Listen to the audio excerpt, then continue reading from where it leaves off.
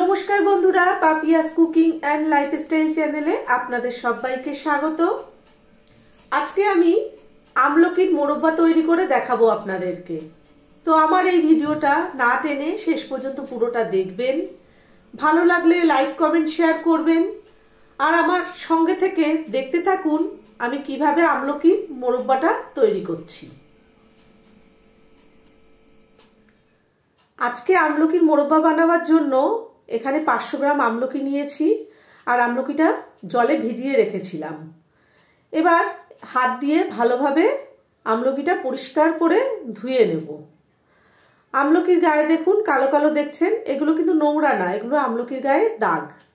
আমলকির তো অনেক উপকারিতা, চুল পড়া বন্ধ হয়, চোখের জ্যোতি বাড়ে, গ্যাস অম্বলের সমস্যা মিটে যায়, এমনকি ইমিউনিটি পাওয়ার বাড়ায়।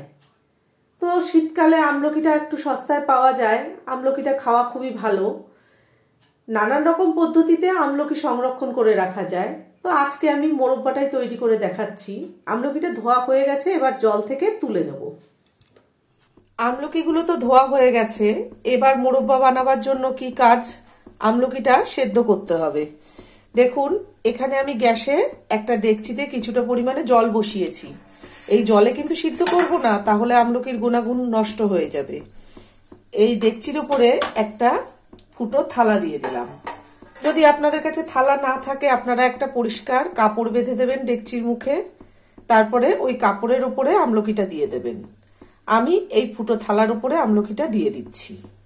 আর এখনো যারা আমার চ্যানেলটিকে সাবস্ক্রাইব করেননি তাদের কাছে আমার অনুরোধ রইল, আমার চ্যানেলটিকে অবশ্যই করে সাবস্ক্রাইব করবেন এবং পাশে থাকা বেল আইকনটি ক্লিক করে অল করে দেবেন, যাতে আমি যখন যা নিত্য নতুন ভিডিও ছাড়বো তার নোটিফিকেশন সবার প্রথমেই আপনাদের কাছে পৌঁছে যাবে। এই থালার ওপরে সব আমলকিগুলো দিয়ে দিয়েছি।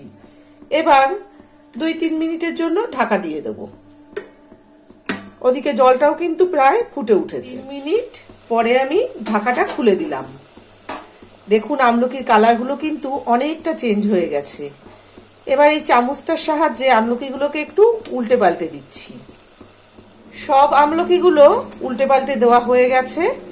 আবারও আমি 4-5 মিনিটের জন্য ঢাকা দিয়ে দিচ্ছি। আবারও 4 মিনিট হয়ে গেছে, আমি ঢাকাটা খুলে দিয়ে আপনাদেরকে দেখাই। দেখুন কালারটা আবার কিন্তু চেঞ্জ হয়ে গেছে, আমলকিটা অনেকটাই সেদ্ধ হয়ে গেছে। আমি আবার এই চামচটার সাহায্যে একটু উল্টে পাল্টে দিচ্ছি। আবারও আমলকিগুলো উল্টে পাল্টে দেওয়া হয়ে গেছে। এবার 3 মিনিটের জন্য ঢাকা দিয়ে দেব। 3 মিনিট হয়ে গেছে, আমি এবার ঢাকাটা খুলে দিলাম। আমলকির কালারটা কিন্তু একদম চেঞ্জ হয়ে গেছে, আমলকিটা সেদ্ধ হয়ে গেছে আর আমি সেদ্ধ করব না। এবার এখান থেকে নামিয়ে ঠান্ডা করে নেব। দেখুন এই ছুরিটার সাহায্যে আমি একটা আমলকি দেখিয়ে দিচ্ছি কেমন সুন্দর সিদ্ধ হয়েছে। আমি আমলকিগুলোকে নামিয়ে নিয়েছি ফুটো থালা থেকে। এবার এই কাঁটা চামচটা দিয়ে এইভাবে একটু ফুটো ফুটো করে দেবো, তাহলে এর ভেতরে রসটা ভালো ঢুকবে, খেতেও খুব ভালো লাগবে। আমলকিগুলো কিন্তু এখনো বেশ গরম আছে। দেখুন প্রত্যেকটা আমলকির এই যে একটা করে কোয়া থাকে, এই প্রত্যেকটা কোয়াতে এইভাবে কাঁটা চামচ দিয়ে ফুটো করে দিতে হবে। আমার সব আমলকিগুলো ফুটো করা হয়ে গেছে। আমি 250 থেকে 300 গ্রাম চিনি দিয়ে দিচ্ছি। আমি চিনি দিয়ে বানাবো আমলকির মোরব্বাটা, আপনারা চাইলে গুড় দিয়েও বানাতে পারেন, আবার গুড় চিনি মিশিয়েও দিতে পারেন। এই চামচটার সাহায্যে আমলকির সঙ্গে চিনিটাকে খুব ভালোভাবে মিশিয়ে দেব। আমলকিটা কিন্তু এখনো হালকা গরম আছে, এই গরম অবস্থায় চিনি দিয়ে দিলে চিনিটা কিন্তু তাড়াতাড়ি গলে যাবে। আর 1 ঘন্টা ঢাকা চাপা দিয়ে রেখে দেব। 1 ঘন্টা হয়ে গেছে, আমি ঢাকাটা খুলে দিই। দেখুন চিনিগুলো কত সুন্দর গলে গেছে। আমলকিগুলো আর চিনির শিরাটা কড়াইতে দিয়ে দিচ্ছি।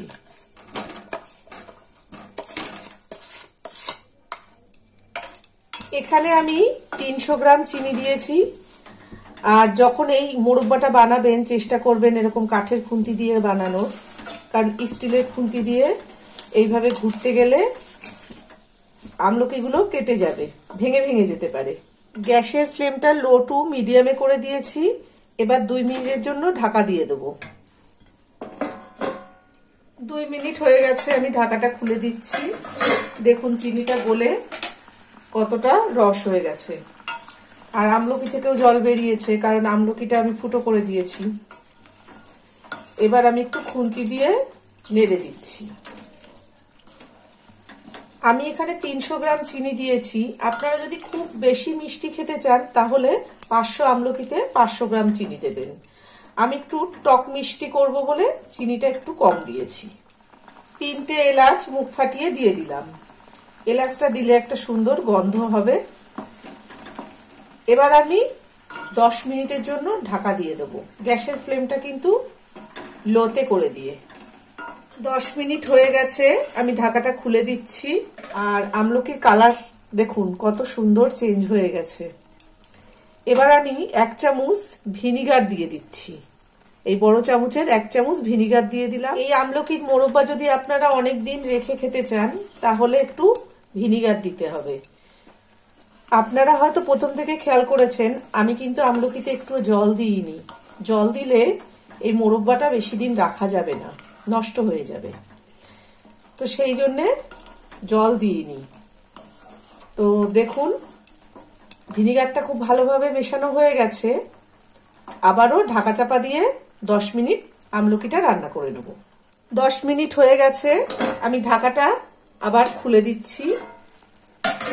আর একটা আমলকি দেখিয়ে দিই, আমলকির গাগুলো কত সুন্দর হয়েছে। এখনই দেখে মনে হচ্ছে খেয়ে নি। বাবা, তোলা যাচ্ছে না।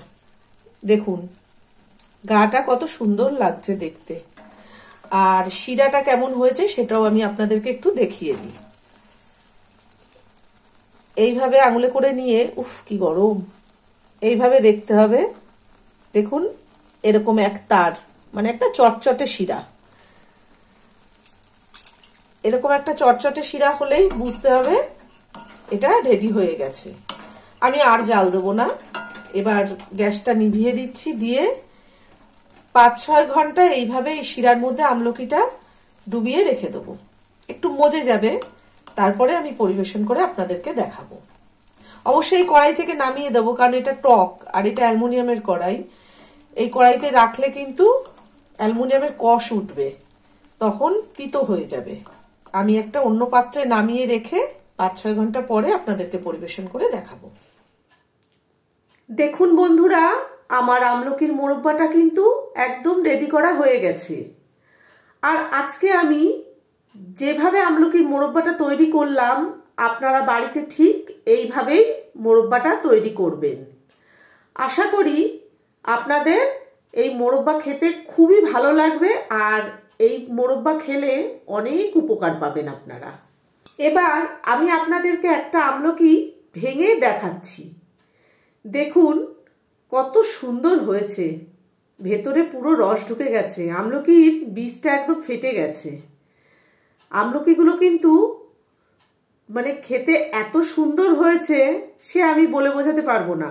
আপনারা যতক্ষণ না খাবেন বুঝতে পারবেন না। তো আজকে আমার ভিডিওটা আপনাদের কেমন লাগলো অবশ্যই কমেন্ট করে জানাবেন। ভালো থাকবেন, সুস্থ থাকবেন, ধন্যবাদ।